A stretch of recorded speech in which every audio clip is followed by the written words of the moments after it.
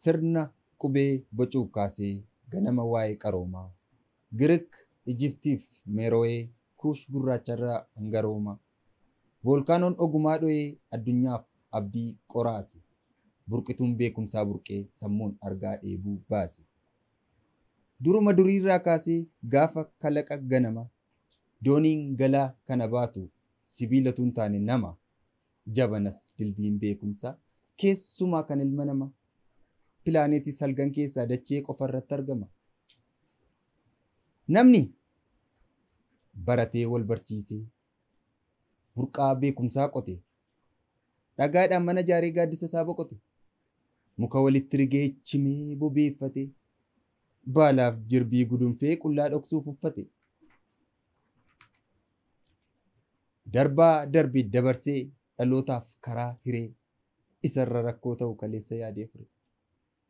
Gulantaa fiixee yaada rakkina qoraafate. Dubbatee walii galuuf afaan dubbii baafate. Pilaaneetii jiran keessaa Yuuraanusii fi Veenusiin carraa gumaan arganne. Kanumaaf ilmi namaa dacheef badhaasa jenne. Neeptuunii fi Saatarnii, Maarsii fi Juupiterii xiqqaa lafaan gadii guddaa lafaan olii. Piluutoo fi Merkurii sababa guddataniif namni irra hin jiraanne qotee irra facaafatee asheeta irraatiin nyaanne. Sababa xiqqaateefis nafa bareechee naatoo. Nama irra hin jiraachifne uumaan uume Piluutoo.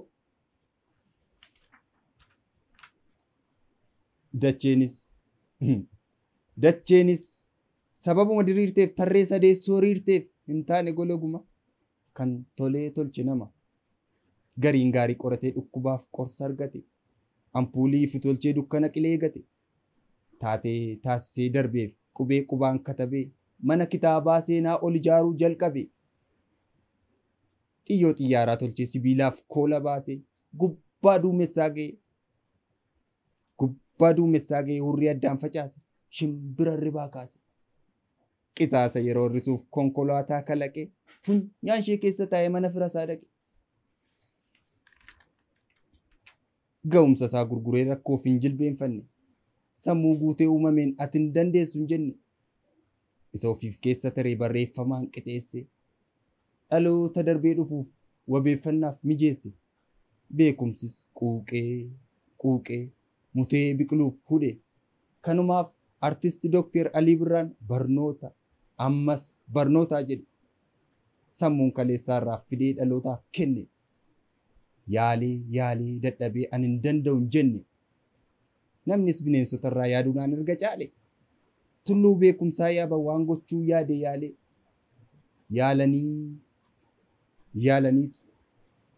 Yaalanii kufanii ka'aniitu waan abjootan argatu.